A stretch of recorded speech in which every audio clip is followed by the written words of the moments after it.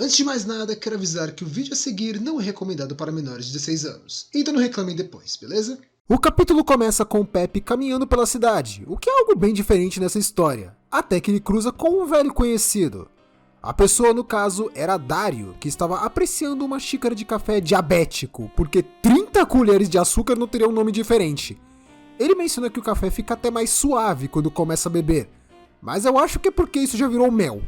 Só que nesse momento ele percebe o Pepe andando pelas ruas e o reconhece. Dario decide seguir o Pepe, pois desde o caso da gravação com o Renki, ele ficou encucado em conseguir o líquido que o Seiji usou contra ele e como soube que aquilo era o líquido que o Pepe liberava, acabou sobrando pro coitado. O motivo para ele querer tanto o Pepe é que ele acredita que com a ajuda dos fluidos dele, Dario poderia aprimorar ainda mais sua técnica, mas ele se pergunta o como poderia tentar se aproximar dele, afinal, não é bem como se fossem amigos ou que ele fosse de fato só pedir que o Pepe entregue o líquido. Mas nisso, Dario vê Pepe entrando em uma loja. Quando ele tenta ver do que se trata, ele nota que Pepe entrou em um bordel chamado Soapland. Dario fica bem irritado com isso, pois além de notar que existe um bordel funcionando no meio do dia, ele fica pensando que todos envolvidos com a indústria de AV são sempre assim, só pensando em trabalho. Mas quando ele entra, acaba tomando um susto. Isso porque Soapland é um bordel de garotas slime, o que faz ele imaginar que o Pepe foi lá para se aliviar com uma garota slime. Isso começa a fazer Dario entrar em parafuso, imaginando como isso seria possível, afinal, como eles fazem? E principalmente, o Pepe teria a ferramenta para usar com elas? Dario fica confuso enquanto encara o catálogo das garotas, marcando o tempo das sessões e o preço de cada uma, além de mostrar uma foto das garotas e algumas opções de cosplay como motocicleta, banho de slime, água de slime, e já adiantando que eles não se responsabilizam pelos riscos de vida dos clientes. Se bem que eu não sei se os clientes iriam se importar com esse tipo de risco. Sem perceber, ele só acaba entrando e sendo recebido pelo atendente na recepção. Dario se irrita consigo mesmo por ter entrado em um bordel, imaginando que precisa sair o quanto antes, mas quando pretende sair, alguém vem falar com ele. No caso, era uma acompanhante, para não usar um termo mais direto, chamada Urumo, que se apresenta para ele. Ela segura a mão do Dario dizendo que iria levá-lo ao quarto, só que nesse momento ele puxa sua mão que simplesmente escapa pelas mãos dela. Urumo fica preocupada, querendo saber qual seria o problema, mas quando Dario tenta explicar que entrou por acidente, ele nota que a mão dele estava coberta do mesmo líquido que havia sido jogado pelo Seiji. O atendente vem ver se aconteceu alguma coisa e Dario apenas diz que não foi nada, enquanto imagina que isso seria uma chance perfeita para ele conseguir aprimorar sua habilidade. Dario começa a se acalmar depois de um tempo enquanto reflete sobre o que era aquele bordel que Pepe tinha ido. Urumo volta a se apresentar para ele junto de um conjunto de itens de banho. Dario fica encarando ela imaginando que slimes podem ter várias formas. Isso porque ele esperava que fossem mais parecidas com o Pepe. Ela começa a pedir que ele tire suas roupas. Mas no que ela tenta ajudá-lo a se despir, Dario fica preocupado e diz que pode fazer isso sozinho. O problema da Urumo ajudar é que, por ser uma slime, é como se ele tivesse deixado suas roupas em meio a uma tempestade de tão molhadas que elas ficam pelo contato da Urumo. Ela decide perguntar uma coisa para ele, pois Urumo reconhece que aquele era o ator AV famoso Dario, o que o preocupa. Apesar de saber de toda sua fama e principalmente o fato de não estar fazendo algo que possa ser considerado errado, Dario fica irritado com a possibilidade das pessoas descobrirem que ele está em um local como aquele e tenta fingir que não sabe do que se trata. Mas Urumo diz que não irá revelar sua identidade para outras pessoas. Só que Urumo admite que ela, na verdade, também trabalha na indústria de AVs. Ela é uma atriz AV e uma acompanhante, o que deve ser bem complicado, pois em ambos os trabalhos ela acaba fazendo a mesma coisa. Dario pergunta se isso não seria bem difícil de manter, ainda mais porque o trabalho de AV é visto como um trabalho secundário, geralmente. Urumo explica que, mesmo sendo difícil, ela gosta de fazer esse trabalho e tem uma nota do autor mencionando que esse tipo de coisa não é incomum. Existem algumas atrizes que, ao mesmo tempo que trabalham na indústria, também aceitam trabalhar como acompanhantes, mas costumam manter segredo de seus trabalhos secundários, pedindo que caso chegue a encontrar alguma em seu segundo serviço, tentar manter isso em segredo. Dario menciona que precisa contar duas coisas para ela. A primeira é que ele não tem nenhum costume de ir em lugares assim, claro, ninguém nunca tem costume, na verdade. A segunda é que ele diz ter voltado para o serviço de ator AV, e Urumo parece bem animada, ainda mais notando que, mesmo ele dizendo que não tem costume de ir em bordéis, O serviço foi tão tranquilo por ele saber exatamente o que fazer, que é como se já soubesse exatamente tudo o que precisava fazer. Dario, vendo que estava se entregando, diz que o motivo disso é que o serviço dela foi tão perfeito que ele só foi seguindo automaticamente, e ela só finge que acredita. Tentando fugir do assunto, Dario pergunta sobre uma opção do serviço chamada dissolução, já que ele nunca foi em lugares assim. Urumu menciona que esse serviço realmente não é comum fora daquele local. Isso porque dissolução consiste no cliente ser mergulhado por completo dentro do corpo da acompanhante, o que deixa Dario levemente preocupado. Ele menciona que não poderia aceitar aquilo, pois ele poderia morrer. Convenhamos que é uma crítica válida, visto que o local já se reserva a não se responsabilizar caso isso ocorra. Urumu tenta motivá-lo a aceitar essa ideia, mas ele continua dizendo que não. E nisso, ela menciona que estava na hora de sair do banho, e já prepara a toalha. Dario fica curioso sobre o porquê ela não tomou banho com ele, e Urumu fica até um pouco envergonhada de precisar explicar. Mas, sendo uma slime, ela absorve água de forma passiva, logo, deixá-la imersa na água só faria virar uma bola enorme de líquido e isso realmente a deixaria envergonhada. Ela até pensa em se esforçar um pouco para isso, mas Dario diz que não precisava. Ele começa a se deitar no colchão enquanto ela menciona que poderia estar um pouco escorregadio. Enquanto Urumu sobe em cima dele, Dario conta que nunca conheceu uma garota slime antes. Nisso ele começa a notar os detalhes do corpo dela, mencionando seu corpo transparente e sua pele coberta por uma água viscosa, e diz que achava aquilo bem bonito. Urumu fica envergonhada e se afasta dele um pouco. Nisso, Dario nota a textura linda das curvas da Urumu, ficando cada vez mais animado. Ao mesmo tempo que ela percebe que ele estava bem tranquilo, percebendo que Dario realmente estava acostumado com aquele tipo de situação. Nisso, Urumu volta ao trabalho, aproveitando para pegar o sabão, e com isso ela usa seu corpo para passar sabão no Dario, que fica surpreso com aquilo. Dario fica cada vez mais animado com aquilo, percebendo o quanto ela era habilidosa, já que sua arma não se limitava apenas ao seu corpo viscoso de slime, mas também ao como ela aproveitava isso e seus próprios atributos para animá-lo. Nisso, Urumu menciona que iria começar a se mover, e Dario fica ainda mais preocupado, pois ela poderia fazer se tornar ainda mais difícil de se segurar. Ela começa a se mover sobre o corpo do Dario, e ele sente cada uma das curvas e movimentos da Urumu, imaginando que seria como ter seu corpo tocado por uma massa de água. Isso deixou tão animado que ele acaba gritando sobre o quanto estava bom. Urumu fica impressionada e diz estar bem contente que ela possa ouvir aquilo, mesmo que ele jamais tenha dito nada. Dario sente que não tinha como fingir que não estava contente, mas ao mesmo tempo ele fica confuso. Isso porque Urumu demonstrava ter um potencial tão grande que ele não entende como ela não consegue viver apenas com o trabalho de atriz, imaginando que as gravações não conseguem mostrar todo o seu potencial. Com isso, Dario menciona que, como ela já havia mostrado sua técnica sensual, agora era a vez dele de mostrar algo para ela e poder fazê-la se sentir bem. Logo de início ele começa com sua técnica dos dedos, o que deixa Urumu gritando alto, e Dario percebe que realmente é bem fácil de trabalhar com ela por causa dos líquidos que compõem o corpo dela. Urumu fica corada enquanto Dario nota um detalhe. Como o corpo dela é transparente, tudo o que entra nela pode ser visto por fora. Logo ele pode aproveitar isso para aprimorar suas habilidades.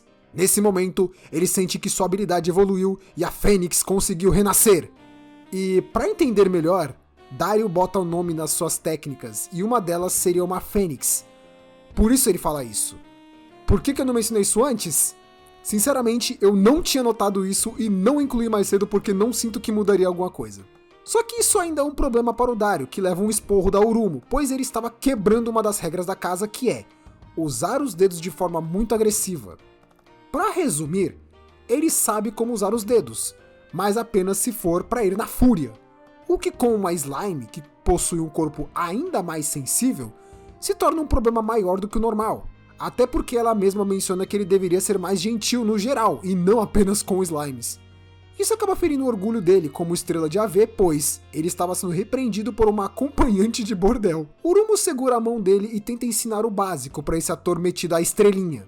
Isso porque ela precisa mostrar pra ele onde que está o local certo, se é que me entende. Ele percebe a diferença quando ela o ensina como fazer o trabalho dele, e Urumu finalmente parecia mais animada. Isso que ele é um ator famoso. Nesse momento, ele percebe que, mesmo fazendo movimentos mais simples e leves, ele conseguia animar bastante a Urumu, que meio que reagia sozinha aos movimentos dele. Dario entende que tudo dependia mais de ele prestar atenção no que ele fazia, ao invés de só sair batendo com tudo como se fosse um botão de fliperama. Urumo fica até envergonhada por não conseguir ensinar nada pra ele, mesmo dizendo que poderia ensinar o como fazer direito. Isso porque ela acabou se animando tanto que praticamente derreteu. Mas Dario diz que foi de grande ajuda e agradece ela. Quando Urumo o pede para se deitar novamente, ele diz que não seria necessário, pois ela havia ensinado algo a ele. Acontece que Dario sempre viu o AV como um ponto alto dessa indústria de conteúdos adultos, imaginando que todos os outros fossem inferiores. Mas, graças à ajuda da Urumo, ele notou o quanto ele era idiota por ter esse pensamento. Ele agradece a Urumo pela ajuda, dizendo que ele ainda possuía seu orgulho como ator AV e por isso já iria embora. Ainda assim, ele desejava algum dia poder trabalhar com ela em um AV para poder conhecer os dois lados da Urumo, tanto o lado acompanhante quanto a atriz AV, e que nesse dia ela iria poder ver a reverberação Fênix verdadeira. E nesse momento, todo o respeito que eu não tinha dele foi por água abaixo. Quando ele tenta sair como um grande protagonista de anime, ele dá de cara com o Pepe junto de uma slime. Urumo dá uma bronca nele, dizendo que os outros clientes poderiam encontrá-lo caso saísse abrindo as portas assim sem mais nem menos, e que ele deveria esperar a Urumo permitir ele sair. Mas no meio disso, ela pede que ele volte em breve, enquanto Pepe fica se perguntando por que ele estava por lá. No outro dia, ele é chamado pela Zed, onde ela pergunta se ele tem mais informações sobre como estão indo os atores AV e diz que possui uma pequena atualização de informações. Zed menciona que a líder dos SAV, Shin, foi presa pela Ordem dos Cavaleiros. Isso impressiona Dario, enquanto Zed continua explicando que Shin simplesmente se entregou, dizendo ser responsável pelo que houve, ou seja, ela realmente cumpriu a palavra dela. Ainda assim, alguns membros da equipe, como Modora, aparentemente, não engoliram essa tão facilmente. Ainda assim, Zed demonstra bem surpresa por ter se resolvido de forma tão simples, mesmo que os SAV sejam algo que ela não pode simplesmente ignorar. Ela menciona que o grupo acolhia atrizes que não vendiam muito bem, como atrizes não humanas, e lamenta que o refúgio delas tenha desaparecido. Mas Dario nota que, com isso, ela está admitindo que não pretendia acolher as atrizes que foram chamadas para os SAVs. Nisso ele volta a se lembrar da Urumo, que, mesmo parecendo bem humana, ainda era uma garota slime que precisava trabalhar como uma acompanhante. Enquanto ele se perde em pensamentos sobre a Urumo, Zed chama a atenção dele, fazendo Dario quase sair se declarando culpado de ir em um bordel de slimes. Mas ela diz outra informação importante, isso porque ela soube que Seiji teve um grande envolvimento nessa missão que destruiu o grupo de SAV. Dario fica impressionado com isso, enquanto Zed menciona que preferia que, se fosse para alguém fazer isso, que fosse o Dario, imaginando que seria irônico um ator AV acabando com a indústria de SAV por dentro. Ainda assim, ela menciona que jamais imaginou que um sujeito como Seiji conseguiria fazer isso, e nisso ela se pergunta, o que realmente ela precisaria fazer? Pois ainda não conseguiu concluir seu desejo, enquanto observa as atrizes se divertindo. Enquanto isso, na casa do Guildius, Rhea conseguiu se acostumar a ajudar na casa com a faxina, mas nesse momento, Seiji nota que o Mian também estava por lá. Guildius explica que ele estava por lá porque, como ele disse que queria ser um diretor de AV como o Guildius, ele o colocaria como assistente de câmera, o que provavelmente pode não ser a melhor ideia, visto essa cara de quem já tá querendo aprontar. Kai mostra que o café da manhã estava pronto, e nisso todo mundo começa a se organizar para irem comer enquanto Haru os observa de longe, imaginando como que essa casa está ficando cada vez mais cheia. Haru apenas tenta agir como uma senpai, imaginando que pode tentar ajudar as novatas, enquanto Seiji decide que precisa perguntar umas coisas para o Guildius. Nisso ele pergunta sobre aquela informação da Shin, sobre as atrizes AV serem tratadas como idols apenas naquela cidade. Guildius fica cada vez mais irritado com a completa falta de conhecimento do Seiji sobre aquele mundo, apesar de até o momento ele parecer nem notar que ele não é daquele mundo de fato.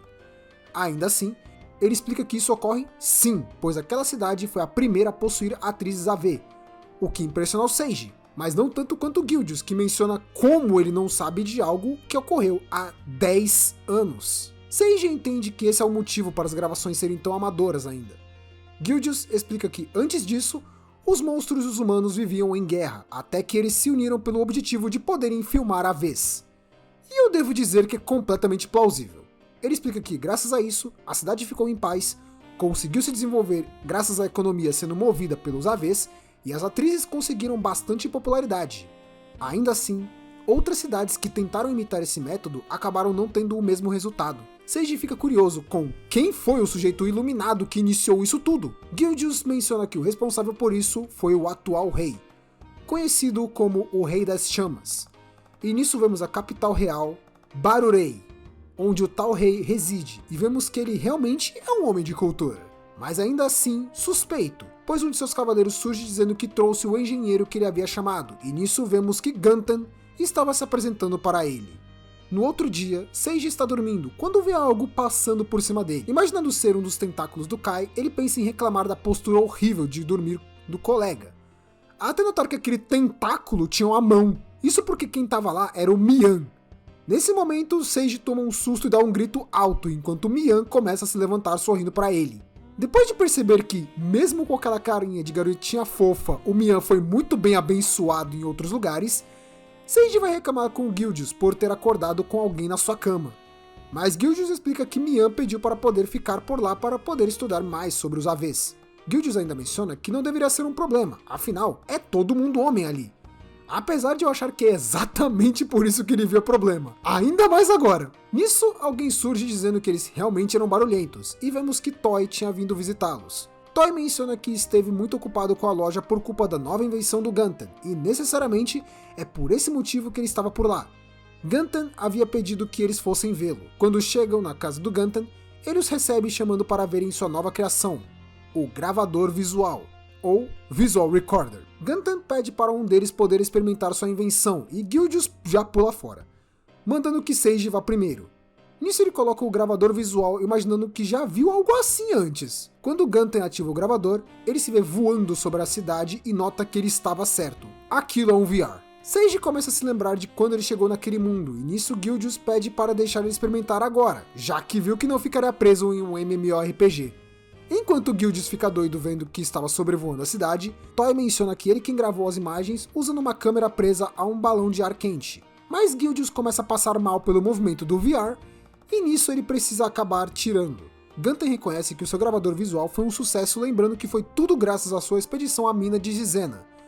Mas ele se lembra de ter visto Seiji naquele lugar também, e nisso ele decide ir logo para o assunto principal. Acontece que ele entregou o gravador visual para o rei, e que parece que ele se encantou de verdade com o aparelho por conseguir ver tudo aquilo como se fosse a própria realidade.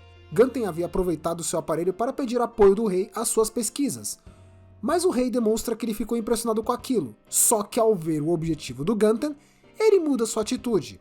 O rei diz que ele tinha uma condição para aceitar o pedido. Seiji pergunta qual seria a condição dele, e Gantan, ainda escondendo o seu pedido, menciona que o rei gostaria que eles gravassem algo para ele, e nisso Guildius entende que o desejo do rei seria. Isso porque o desejo dele seria um AV em VR, ou Vision Recorder, quando abreviado vira VR AV, o que deixa o Toy desanimado de novo. Isso acaba sobrando para Katia de novo, que já começa a ficar irritada, lembrando do que houve da última vez, perguntando se eles acham que ela é uma atriz que aceita qualquer coisa. Ela pergunta do que se trata dessa vez, e quando ela experimenta o VR, ela fica encantada imaginando estar voando. Nisso ela entende que a ideia seria uma gravação de AV no meio do ar usando o VR, mas Seiji diz que não. Seiji explica do que se trata o VR, dizendo que ele permite uma experiência simulada de realidade, onde sincroniza o vídeo com a direção e a inclinação do seu corpo, o que impressiona Katia, mas impressiona mais ainda o Gantan por notar que ele sabia mais daquilo do que ele mesmo. Seiji menciona que essa tecnologia iria permitir que eles pudessem gravar um AV, dando a experiência ao espectador de como se a atriz estivesse bem na frente deles. O problema disso é que ao explicar essa parte, Katia entende que realmente aquilo seria uma gravação experimental, imaginando que eles veem ela como uma atriz que topa qualquer coisa, e Seiji fica sem saber o que responder. Nesse momento, Mian surge e fica impressionado em conhecer uma atriz tão famosa quanto a Katia. E Seiji lembra que esse é o efeito de terem uma atriz famosa por lá, e isso dá uma ideia. Seiji menciona que essa gravação não funcionaria tão bem se não tivessem uma atriz tão popular quanto ela. Quando ela entende que aquele seria um pedido do próprio rei, ela entende que não poderia ser algo tão simples e precisavam de uma atriz do calibre dela. Seiji, ainda assim, se impressiona que Mian seja fã da Katia, até que ele menciona que estava feliz em conhecer a Katia, que foi a parceira do Seiji no seu filme de estreia, Clímax, a elfa que goza pra valer. Sim, esse é o nome do filme. Ele menciona que estava muito feliz como um fã fanático do Seiji, o que deixa ele um pouco preocupado por não ser bem o que ele esperava. Katia começa a ficar um pouco nervosa por acabar fazendo um AV que vai ser visto pelo próprio rei, mas acaba ficando mais animada ao lembrar que tem uma fã fofinha por lá, além de que poderia ficar mais um pouco com o Seiji. Pelo menos até ela ver a proximidade do Mian com o Seiji e começar a ficar impressionada com o quanto ela se jogava pra cima do Seiji, segurando o braço dele e encostando os seios dela no Seiji. Katia acaba dando um ataque de ciúmes reclamando dos dois abraçados, e Guildius reclama com eles. E Katia fica até meio mal por ter parecido ficar irritada com aquilo. Mas Guildius, que não poderia só ficar quieto, menciona que eles são sempre assim e que naquela manhã os dois acabaram dormindo juntos com direito ao Seiji gritando pra caramba. Ela fica imaginando que, pela forma como eles se tratam, unido com a calma que todos tratam aquela situação, esses dois já sejam um casal oficial, e essa ideia simplesmente a deixa tão chocada que desmaia. Guildius e Aru acreditam que ela só estava cansada demais, e nisso acabou dormindo. Então Aru se prepara para cuidar da maquiagem dela. Nisso, Seiji começa a arrumar o cenário percebendo que ele era bem peculiar. Isso porque as instruções do rei pediam que cobrisse a mesa com um pano e depois ele deveria colocar uma tábua por cima. Sobre a cama, ele deveria colocar um colchão no chão e sujá-lo um pouco, enquanto as paredes deviam esconder o fato de serem de pedra, e por isso ele cobriu as paredes com papel e pôsteres. Mas nisso ele percebe que tinha algo familiar. Ele encara o cenário como ficou e percebe que estava tendo uma forte sensação de déjà vu com aquilo. Nesse momento, Katia acorda e Aru menciona que, como ela estava dormindo tão profundamente, ela aproveitou para maquiá-la. Katia agradece o trabalho da Aru e quando Seiji vai vê-la, ele fica surpreso.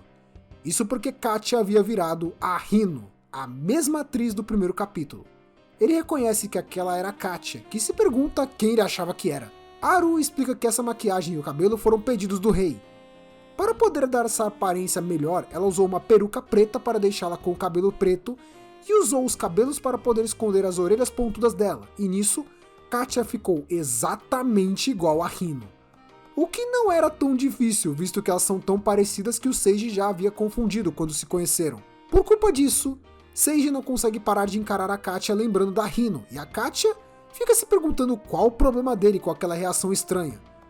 A Aru ainda se pergunta se não seria mais fácil só irem atrás de uma atriz com cabelos pretos. E Guildius menciona que até tinha uma opção, mas não achou que poderia combinar. Com isso, eles começam a arrumar as coisas para a gravação e Seiji precisa ficar com a câmera em seu rosto, o que se demonstra bem complicado pela posição, enquanto Ganten aproveita para verificar como está ficando através do VR. Nisso, Seiji se lembra de conversar com sua amiga quando ela precisou usar uma câmera VR para fazer um AV. Ela explica que as duas câmeras servem para simular os olhos humanos. Sasano explica que, quando surgiu os VR AV, eles usavam câmeras de 360 graus, mas com o tempo eles passaram para câmeras de 180. O motivo principal para a mudança seria o campo de visão. Isso porque, além de ser mais fácil de esconder a equipe de produção por trás da câmera, também não havia uma necessidade de poderem ver o que havia no resto do quarto. Junte isso com ainda os detalhes técnicos, como a contagem de pixels, taxa de compressão, que ele provavelmente não entenderia e tem a explicação para isso. Seiji se lembra de falar com Sasano sobre querer fazer um filme com VR, mas quando ele ia lembrar da resposta dela sobre isso, Aru o chama dizendo que ele estava viajando demais e pede que ele veja uma coisa. Isso porque ela queria saber qual a melhor roupa para Katia, uma camisa larga masculina ou o uniforme da academia Univion. Ela pergunta ao Seiji, pois aquelas roupas foram opções que o rei deu para a gravação e o Guildius pediu que ele ajudasse a escolher. Seiji se anima tanto que ele quer gravar usando as duas versões, mas Ganten avisa que seria impossível. Isso porque o VR ainda era um protótipo e por isso não tinha como gravar mais do que 30 minutos pelo risco de superaquecimento. Ele teria que gravar um período e depois descarregar a gravação em sua casa. E, como não daria para processar a gravação toda em um dia, eles teriam que se contentar com o que puderem gravar naquele momento, o que desanima o Seiji. Mas, tentando manter a ideia, ele já pensa em uma lore na sua cabeça. Nessa história, a Katia estaria começando usando um uniforme escolar e seria a irmãzinha irritada porque o irmão mais velho não arrumou o quarto dele. Depois, ela iria trocar para a camisa larga do irmão, onde a história seria que, para não sujar seu uniforme, ela iria trocar de roupa pegando a camisa do irmão emprestada. Guildius aceita a ideia, dizendo que ele notou uma coisa: quanto mais o Seiji fica animado, mais ele parece esquisito. Mas Seiji não conseguia evitar, pois ele tinha muita vontade de poder ver a Rino em várias versões para poderem atuar juntos. Katia começa a encará-lo percebendo que desde que ela se vestiu daquele jeito, ele estava parecendo diferente, parecia mais envergonhado e levemente nojento. Rhea pergunta onde eles iriam ficar para a gravação, e Guildius menciona que a equipe ficaria atrás da câmera para não atrapalhar, ou seja, seria uma gravação em 180 graus. Com tudo resolvido, eles se preparam para iniciar a gravação. Guildius menciona que mudaram coisa pra caramba nos planejamentos e pede que a Katia faça o seu melhor na gravação. Ela diz que irá fazer o possível. Nisso, quando ela vai cumprimentar o Seiji, ele a chama de Rino. Isso porque ele repetiu tantas vezes esse nome na mente dele que acabou deixando escapar, e Katia começa a ficar irritada, tentando entender e pedindo que ele não volte a errar o nome dela. Katia finalmente entende que ele agia de forma estranha, pois ele estava lembrando de outra garota, o que já ativou o lado yandere dela. Seiji não percebe isso e imagina que ela não tenha ficado irritada, e nisso, ele se desculpa com ela em seus pensamentos. Isso porque ele ainda achava muito excitante aquele visual da Rino de uniforme. Mas quando a gravação começa, ele nota que tinha um enorme problema. Katia começa suas falas, dizendo que o irmão dela havia deixado tudo bagunçado de novo e que ela quem teria que arrumar. Mas o problema é que ele não conseguia ver direito a Katia. Por culpa da câmera ser muito grande, ele não poderia enxergar nada, e nisso ele lembra do que a Sasano havia dito. Ela explicou que, além de ficar atrás da câmera, o que não deixa enxergar a atriz, ele não poderia se mover, e menos ainda fazer barulho enquanto respira, para que não acabe atrapalhando a captação de som. Seiji percebe que aquilo seria muita restrição, entendendo que não é fácil gravar um VR AV, mas ele precisava se empenhar. Katia entende, finalmente, que ele não poderia se mover livremente dessa vez, e isso anima ela, pois poderia mostrar ao Seiji do que ela realmente é capaz. Katia se senta em cima do Seiji, perguntando ao Oni-chan o que seria aquilo ficando grande. Ele percebe que estava perto de completar o serviço, além de que sentia todo o peso dela.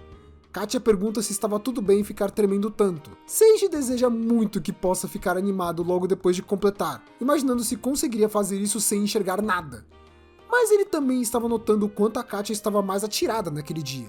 Enquanto isso, Katia imagina que ainda tinha muito mais pela frente, pois ela queria se vingar por ele ter irritado tanto ela. Seiji imagina que está pronto para completar o serviço, mas nesse momento, Katia para e ele fica confuso. Katia diz suas falas, se fazendo de tonta sem entender o que estava acontecendo. Seiji nota que ela parou bem na pior hora, pois agora ele estava sendo obrigado a se segurar e isso estava o forçando bastante. Katia se levanta e diz que, como sentiu que suas roupas iriam sujar bastante, ela decidiu pegar a roupa dele enquanto Seiji continua tendo que se segurar. Ele imagina que enquanto ela estiver se trocando, ele poderia tentar respirar um pouco, mas ainda não seria fácil, pois precisava respirar de forma que não saísse o som no microfone. Quando ela se troca, Katia diz que a camisa dele é muito grande e Seiji imagina que deve ter ficado muito fofa, mesmo que ele não possa vê-la. Katia sobe no colo dele e pergunta o que iria acontecer se aquela coisa grande entrasse nela. Seiji fica preocupado que ela esteja já querendo chegar nessa parte e fica se perguntando se ela já iria fazer isso, enquanto ela diz que iria colocar. Seiji imagina que se ela já for fazendo isso, ele não iria se aguentar e nisso ela brinca indo bem devagar, até que ela para e diz que ainda não. Ela diz que ele não poderia ter tudo ainda e queria fazê-lo esperar de novo. Nisso Seiji nota que ela estava sendo bem malvada naquele dia. Ele finalmente nota que ela ficou com raiva dele por ter errado o nome dela. Mas ele lembra que como a Katia é simplesmente idêntica a Rino, isso bugou o cérebro dele. Nesse momento, Katia olha para o lado e vê Guildius levantando uma placa dizendo que estava quase na hora, e ela entende a mensagem. Seiji percebe que estava tendo muito problema para se manter firme, pois ele precisava controlar sua respiração e não poderia se contorcer ou mudar de posição. Vendo isso, ele finalmente entende toda a dificuldade de uma gravação em VR. Ao mesmo tempo, Katia, que estava muito irritada, começou a se empolgar de verdade e estava bem animada naquele momento. Nisso, ela diz novamente ao Oni-chan que iria colocar e dessa vez, Seiji se desespera ainda mais, pois ele já estava quase no limite e sabia que, independente do quanto tempo tenha passado, ele não iria conseguir ficar pronto para um round 2 caso ele terminasse agora. Ela coloca e Seiji fica mais desesperado ainda se segurando. Guildius menciona ao Kai que poderia avisar para ele que poderia terminar. Nisso, Kai cutuca as costas do Seiji, que entende que aquele seria o sinal. O problema é que, independente do que ele faça, ele não poderia fazer barulho com sua respiração, e menos ainda gritar, e nisso ele precisa se segurar ao máximo enquanto completa o serviço. Com isso, termina a gravação, e Guildius menciona que conseguiram exatamente 30 minutos. Katia se desculpa com o Seiji por ter sido um pouco malvada com ele, mas ele só não responde. Isso porque Seiji prendeu a respiração por tanto tempo e com tanto esforço que praticamente desmaiou no final. No outro dia, Gantan segue de trem para a capital. Só que Seiji e seu grupo foram todos juntos. Isso porque Seiji queria saber como é a capital, e nisso o Mian já decidiu que ia seguir ele. Guildius ouviu o pedido deles e aproveitou para levar todo mundo junto, e a Katia, bem, ela foi de extra. Gantan já avisa que não vai poder ficar de guia para eles, pois teria que entregar o VR AV para o rei. Mas Seiji diz que não será um problema. Ao chegarem na capital, Aru fica impressionada com o local. Todos observam as construções impressionados e Seiji pergunta se Guildius já visitou esse lugar antes. E ele diz que sim. Ele se pergunta o que poderiam pegar para comer, enquanto Mian continua grudado com o Seiji, que nota algo. Isso porque ele percebe uma enorme estátua no meio da cidade. Ele pergunta se aquele poderia ser o rei, e Guildius confirma que sim, mas Seiji reconhece aquele rosto. Acontece que o rei era a cara do Enjou, um dos senpais do Seiji no nosso mundo. Mas ele acredita que não seja, pois ele parecia mais velho. Além disso, aquilo era só uma estátua, então poderia ser só uma coincidência. Mas como o Guildius já estava indo embora, ele só pode ir seguindo. Enquanto isso, no castelo, poderia-se ouvir sons de agonia. Isso porque o rei estava usando o VR e ficou gritando com o que estava vendo. Gantan se pergunta o que houve, pois desde que ele colocou o VR para mostrar a gravação, ele não parava de gemer e gritar. Até que ele se levanta do seu trono e um portal estranho surge ao lado de Gantan. Dele sai uma bela mulher com um enorme chapéu e roupas bem chamativas. Ela o ajuda dizendo que aquilo era perigoso. Ele reconhece que aquela voz era de Belissuca. Iba explica que aquele vídeo trouxe um sentimento nostálgico forte nele. Mas Gantan não deixa de notar que ela havia surgido do nada. Nisso, ela menciona que Gantan já podia se retirar. Gantan pede que ela espere, mas Belissuca simplesmente pergunta se ele não estava ouvindo e diz que havia mandado ele se retirar, e nisso o olho de seu chapéu brilha. Nesse momento, Aru volta a ser afetada pelo deus. Ela tenta chamar pelo Seiji, que só nota que o tempo parou novamente depois de tentar comer e sentir a carne dura por estar presa no tempo. Mas nisso, ela manda que ele tome cuidado. Seiji percebe que era o deus novamente e se pergunta se ele estava fazendo um tour pela capital. Mas ele menciona ao Seiji que não era hora para isso, pois ele havia sentido algo perigoso, pois era a presença igual à força que havia selado ele. Ele fica confuso, pois a informação que tinham é que o deus havia sido selado por alguém que estava na cidade deles. Mas o deus menciona que, por ter sentido a mesma força na capital, só poderia significar uma coisa. O deus não foi selado por uma pessoa, mas sim várias. E uma dessas pessoas estava na capital. Seiji entende que os responsáveis pelo selamento desse deus podem estar naquela cidade, mas quando ele imaginava que poderiam conversar mais sobre isso, ele é afetado por algo que o faz desmaiar. Por culpa disso, todo o tempo volta a correr e Seiji precisa explicar o porquê ele estava chamando Aru de Deus, enquanto imagina o que realmente houve com ele. Nesse momento, Belissuca surge através de um portal e encontra o corpo imóvel da Aru. Ela reconhece que Deus estava usando aquele corpo e cria uma lâmina com sua magia, enquanto Guildius se pergunta quem seria ela. Nisso, ela decapita o corpo da Aru, deixando todos chocados com aquilo. Essa atitude dela gera um pânico generalizado do povo ao redor, enquanto ela se aproxima do grupo dizendo que completou o extermínio da esquisitona. Mas nisso, ela dispara contra o Seiji, dizendo que pretende se livrar do seu companheiro também. Quando parecia que Seiji estaria acabado, alguém surge protegendo ele com sua espada. Belissuca tenta parecer simpática, perguntando se ele poderia não atrapalhá-la. Porém, o cavaleiro estava ocupado demais perguntando se o Seiji estava bem, e isso enfurece Belissuca. Ela tenta acabar com o cavaleiro que simplesmente defende todos os ataques dela como se fossem nada. Belissuca se irrita ainda mais e prepara um ataque em massa contra o cavaleiro que continua ignorando a presença dela. Quando ela dispara seu ataque, todas as lâminas são destruídas sem encostar neles. pois os dois são protegidos por uma maga que gerou uma barreira mágica. Belíssuca percebe que a garota era uma sacerdotisa e imagina que aquele garoto seja o tão falado herói. Nisso temos uma apresentação do herói humano Ted e sua parceira, a sacerdotisa humana Jean, o que anima Sage e explica o motivo de tanta força. Belíssuca perde o interesse na luta, pois sabia que não teria como sair ilesa caso tentasse enfrentá-los, e nisso decide recuar, ainda mais que ela já havia cumprido parte do seu objetivo. Jean pretende persegui-la, mas Ted manda que ela deixe para lá, pois a prioridade deles tem que ser a segurança dos civis. Sage agradece a ajuda e Ted se desculpa por não conseguir salvar a Haru, mas quando eles pretendem explicar sobre isso, a Haru recupera a consciência e começa a reclamar por ter virado uma cabeça sem corpo.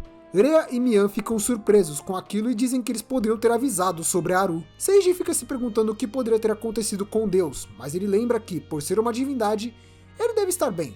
Nisso Ted vem conversar com eles e diz que vai assumir daqui pra frente, e Sage pede desculpas pelo trabalho. Só que quando ele pretende ir embora, Ted menciona ao Sage que precisava falar com ele a sós, e pede que venha falar com ele à noite. Naquela noite, Sage segue para o ponto de encontro atrás do restaurante, imaginando o que poderia ser tão importante ao ponto de ele precisar esperar todos irem embora. Mas quando ele encontra o herói, Ted está fazendo uma reverência acertando sua cabeça com tudo no chão. Sage pergunta o que tinha acontecido, mas Ted pede para que Sage o tenha como seu discípulo. Sage começa a ficar confuso com essa história de discípulo e pergunta se ele não está confundindo Sage com alguém, mas Ted diz que não, pois Sage é o maior de todos os homens, e nisso Sage entende que sim, ele está falando de outra pessoa. Sage tenta ver o que o Ted acredita que ele seja, e o herói só repete de novo. Depois de se resolverem em partes, Sage explica que Ted é mais forte do que ele, então não teria nada que ele poderia aprender com o Sage. Mas Ted explica que o seu problema é que ele não é bom com mulheres. Sage lembra da Jean e pergunta sobre isso, mas Ted começa a explicar. Acontece que quando ele fez 10 anos, um oráculo o visitou e desde então ele tem treinado para se tornar o herói. Por culpa disso, ele não tem a menor habilidade para lidar com garotas da idade dele. 2 anos atrás, o chefe de sua vila pediu que ele formasse uma equipe com a Jean e desde então eles têm viajado juntos, mas isso demonstrou ser um problema para ele. Isso porque, como a Jean possui aquele enorme par de seios, Ted, que nunca teve contato algum com mulheres na adolescência, fica completamente inutilizado contra aquelas armas letais. Sage admite que entende bem como ele se sente, mas isso não é o pior. Ted sabe que existem demônios com corpos femininos, e esse problema dele se estende para elas também. Sobre a luta contra a Belíssuca, bem, acontece que ele ficou tão intimidado pelo visual dela que só não conseguiu encará-la de frente. Nisso Ted admite ao Sage que ele é virgem, já imaginando que vai ser julgado por ele acreditando que o Sage iria vê-lo como um cara patético, ou dizendo que ser virgem só é perdoável para crianças. Mas Sage o acalma dizendo que ele não pensa nada disso, até porque ele esteve treinando, então não tinha o que fazer. Ted pede que ele o ajude com o seu problema com mulheres, já que ele é um ator AV com uma vasta experiência com mulheres. Mas Sage lembra que, como ele só teve experiência por causa do seu trabalho, é possível dizer que ele é um virgem de relacionamentos que não envolva fazer o seu trabalho. Mas nisso ele percebe que Ted sabia que ele é um ator AV e se pergunta como. A real é que Ted é um grande fã de AVs, e ele viu vários que o Sage atuou. Ele acredita que é impossível ser tão bom como ator AV sem ter o mínimo de experiência com mulheres e por isso ele deseja que Sage seja seu mestre. Mas nisso alguém surge por trás dele. Uma mulher misteriosa se aproxima dele dizendo que ouviu toda a história dele e Ted se prepara para encará-la. Nisso, ela decide se apresentar. Essa pessoa era Garina, que acaba parecendo mais uma tarada do que uma atriz lendária. Garina menciona que por ser uma súcubo, ela conseguia notar que Ted é um virgem apenas pelo cheiro dele. Ela explica que tinha assuntos na cidade, mas quando sentiu o cheiro de um virgem, ela foi ver do que se tratava e acabou encontrando eles. E ainda menciona que o Sage também tinha um cheiro de virgem inexperiente, mas ele tenta impedi-la de falar demais. Nisso, ela decide explicar o plano que ela teve. Para ajudar o Ted a superar a dificuldade dele com mulheres e ajudar nesse treinamento de aprendiz do Sage, ela se oferece para que ele possa gravar um AV com ela. Pois assim, além de ajudar o Ted, ela ainda pode devorar um virgem delicioso, como ela mesma diz. No caso, seria como matar 3 coelhos com uma cajadada só. Sage já começa a imaginar como seria esse AV, imaginando ser um filme de comédia suja sobre perder a virgindade com uma atriz de ponta. Isso parecia incrível. Mas quando pensa em falar com o Ted, ele estava quase em coma pelo excesso de informação da Garena. Quando ele chega no hotel que eles estão hospedados, Sage se desculpa por pedir algo tão repentino, mas Gildius não se importa, pois isso iria permitir que eles gravassem com a Garena. Gildius lembra que a última gravação com ela foi sem nenhuma interação, e como eles iam ficar por lá aquela noite, então já facilitava. Tudo o que foi preciso foi só pedir a permissão ao dono da estalagem para poderem filmar, e com tudo isso resolvido, só tinha uma dúvida que era se o Ted estava bem. Isso porque ele não saía do canto em posição fetal enquanto tremia. Ele tenta parecer que está tremendo de empolgação, mas Gildius não cai nessa. Sage lembra que Ted tem um pouco de dificuldade em lidar com mulheres, e Gildius menciona que ele já pediu para as garotas ficarem de fora dessa gravação. Mas ele pergunta sobre a Jean, e nisso Ted surta pedindo para que não conte nada para ela. Eles aceitam o pedido, e ele menciona que já havia combinado com ela de fazerem atividades separadas naquele dia. Como a intenção dele é não ser descoberto, eles pretendem usar um mosaico para esconder o rosto dele. Pelo menos uma vez esse negócio tem que ter motivo para ser usado. Ted espera que possam manter esse treinamento em segredo da Jean, e nisso, ele se anima dizendo que não estaria fazendo isso com alguma intenção pervertida. Apesar de Gildius continuar preocupado com o jeito absurdo que ele acaba tremendo. Sage reconhece que é normal ele estar nervoso por ser a primeira vez dele, e Ted se pergunta se Sage também estava nervoso na primeira vez dele. Sage se lembra que sua primeira vez foi em uma casa de massagens, e nisso ele tenta dizer apenas que foi por lá, e que foi com uma garota depois de tentar chamar um funcionário. Mas Ted entende que ele já chegou no local, já indo falar com uma garota completamente confiante. Ted já volta a ficar preocupado imaginando o quanto ele foi incrível, acreditando que foi um caso de uma noite. Mas Sage diz que, na verdade, estava mais para um caso de 40 minutos, se é que me entende. Só que o Ted não entende dessa forma, imaginando que o Sage, em 40 minutos, desenrolou com a garota e já levou pra cama. Nisso Sage fica se perguntando o que ele poderia dar de dicas, visto que na época tudo o que ele pôde fazer foi criar coragem para entrar no bordel focado em ter sua primeira vez. Sage, aos 20 anos, se inculcou que precisava entrar naquele bordel para perder a virgindade, pois ele não tinha contato algum com garotas e temia que pudesse continuar sendo virgem pelo resto da vida.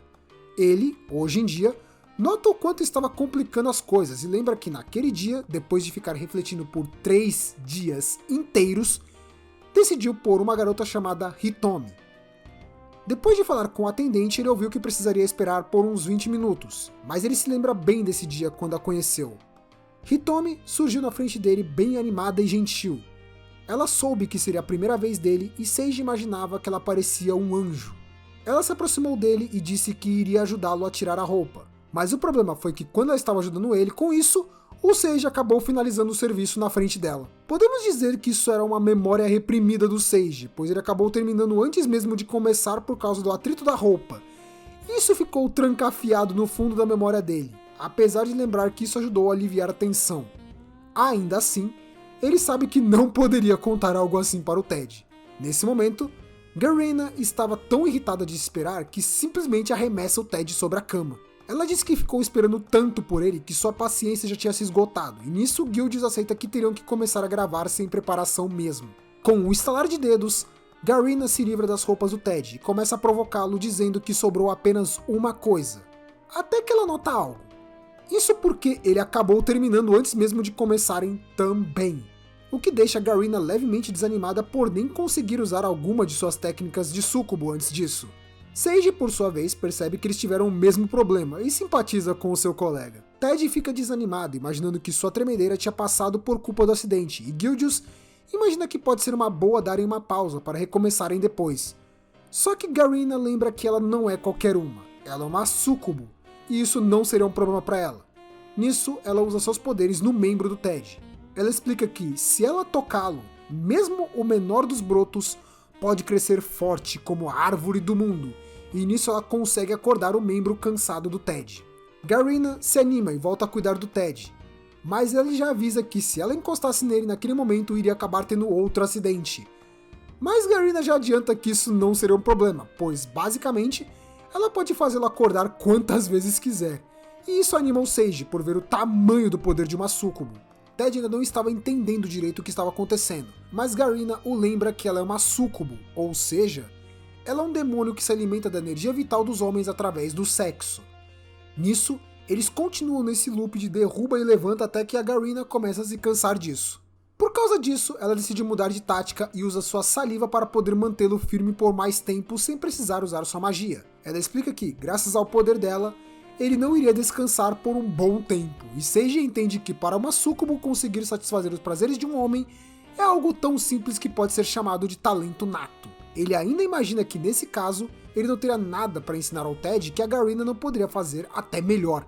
Mas nesse momento, Garina se irrita com Ted evitando de encará-la nos olhos. Nisso, ela mostra os seios para ele e acaba o provocando se jogando na cara dele. Com isso, Garina menciona que iria se servir dele e segue para começar a trabalhar.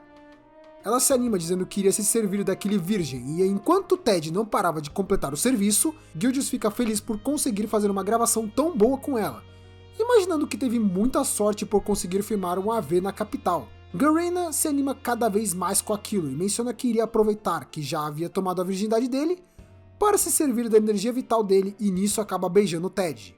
Depois disso ela agradece pela refeição, mas aquilo parecia ter afetado mesmo o Ted.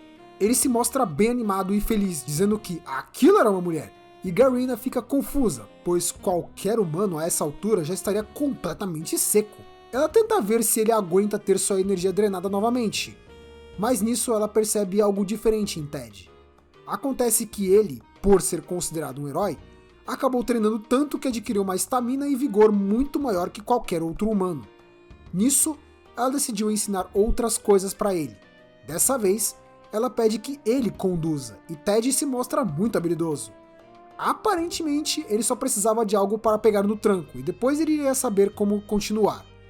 Seiji fica impressionado com a habilidade dele para um virgem. O problema é que, como a Garina disse, ele tem estamina e vigor além do normal, e por isso, eles continuaram fazendo por 6 horas. O negócio ficou tão longo que a bateria da câmera acabou e o pessoal já estava até cansado de ficar observando eles. Enquanto isso, várias horas atrás, Jin estava conversando com um grupo de garotas amigas do Seiji e soube que elas trabalham no meio de AV.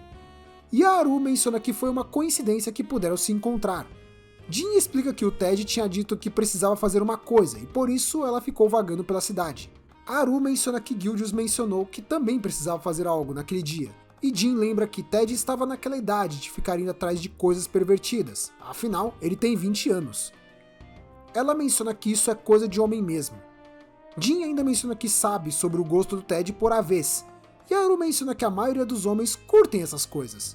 Ela se lembra do Ted tentando fingir que não curtia AVs, mas ao se lembrar disso, ela começa a ficar bem excitada, dizendo que acha muito fofo esse lado do Ted. Ela diz que, por ser uma serva de Deus, ela não entende muito bem disso. E eu tô sentindo uns flashbacks do Vietnã com essa mina. Jin nota que, como eles são do meio de AVs, então Seiji não seria uma exceção e pergunta se ele é um ator e a Haru confirma. Nisso, ela começa a ficar dando um leve sorriso, o que preocupa Mian que ela possa estar interessada no Seiji. Mas Jin, na verdade, começa a ficar com medo de ter fantasias proibidas envolvendo o Seiji e o Ted. Rhea menciona que eles dois são garotos, mas Jin explica que é exatamente por isso que é bom. Ela já até começa a fantasiar com a ideia de um jovem puro e inexperiente se envolvendo com um ator AV veterano, imaginando ser algo além de um simples clichê. Se bem que, ignorando o fato de não ser bem com um homem ou um humano no geral, dá pra dizer que essa fantasia acabou se realizando. Rhea fica impressionada com a clareza de detalhes que a Jin havia imaginado, lembrando que ela havia dito que não entendia muito do assunto. Mas nisso, Mian se aproxima dela e a pergunta se poderia ser sua melhor amiga. Jin fica feliz de encontrar alguém que a entenda. Mas nesse momento, a Haru fica cansada de aguentar as duas e pede para irem ver as lojas. De volta ao presente, as garotas voltam para casa depois de passarem o dia nas compras e Seiji fica contente por elas terem chegado apenas depois da Garina ter ido embora, mas Gildius menciona que Ted continuava do mesmo jeito. Quando a Haru nota que ele estava por lá, Ted se vira para elas com um olhar bem pervertido, chamando a Haru de mocinha adorável. Acabou que depois que ele perdeu a virgindade, ele também perdeu o juízo e o bom senso, aparentemente. Nisso ele começou a agir feito um arrogante babaca, que fica se vangloriando por ser o herói e dizendo que estava caçando monstros. Haru pergunta se ele só enlouqueceu, e Seiji tenta dizer que ele amadureceu, se bem que parece mais que ele regrediu. O negócio é tão absurdo que ele tenta se fazer de incrível falando que ele estava vendo o mundo real, mas nem falar world ele consegue. Quando ele parecia iniciar mais um monólogo, ele encara um grupo e nota que a Jin estava com elas. Nisso ele trava por um momento e percebe que ela estava ouvindo tudo. Nisso Ted acredita que acabou para ele e que precisaria ir mesmo para o mundo real. Mas Seiji, além de consertar o erro de pronúncia dele, ainda pede que ele se acalme. Jin, por outro lado, começa a ficar corada vendo aquela versão exibida do Ted. Ela menciona que iria voltar a inspecioná-los no dia seguinte, e quando todos vão dormir, Seiji fica contente que Ted tenha conseguido se acalmar. Ele admite entender o que ele passou, afinal, a primeira vez dele foi com uma atriz lendária que se acabou com ele por pelo menos 6 horas, então é normal que isso suba a cabeça. Quando Seiji consegue dormir, ele se vê em um espaço em branco. Ele começa a ouvir a voz do Deus nesse sonho e Seiji pergunta se tinha ficado tudo bem com ele, e Deus avisa que ele tinha que pedir um favor para o Seiji.